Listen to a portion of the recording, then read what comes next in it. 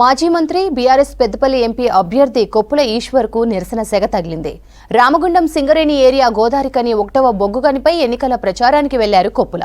కార్మికులను కలిసి ఓట్లు అడిగేందుకు వెళ్లిన కొప్పులను సమస్యలపై నిలదీశారు మహిళా కార్మికులు. సింగరేణిలో మహిళా కార్మికులు అనేక సమస్యలు ఎదుర్కొంటున్నారని తెలిపారు. అధికారంలో ఉన్నప్పుడు సమస్యలు ఎందుకు పరిష్కరించలేదని ప్రశ్నించారు. సమస్యలు పరిష్కరించకుండా మళ్లీ ఎలా ఓట్లు అడిగేందుకు వచ్చారని నిలదీశారు. దీంతో అక్కడి నుంచి వెనుదిరిగారు కొప్పుల ఈశ్వర్.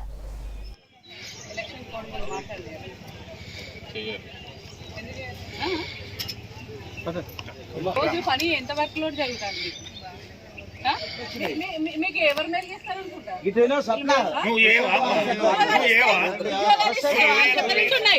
దానికి సంబంధించి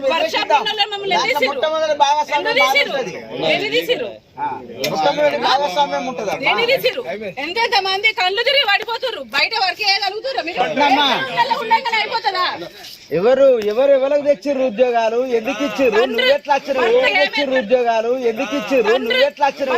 ఏమేర్పడుతుంది? మీకు ఏమేర్పెడుతుందండి? ఫ్యాన్ల కింద కూర్చోండి. మీరు 40 సంవత్సరాలు కార్మికులు చూడండు కానీ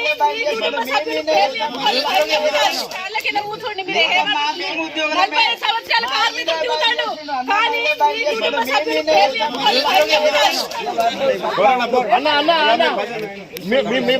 పని మీరు చూసుకోండి.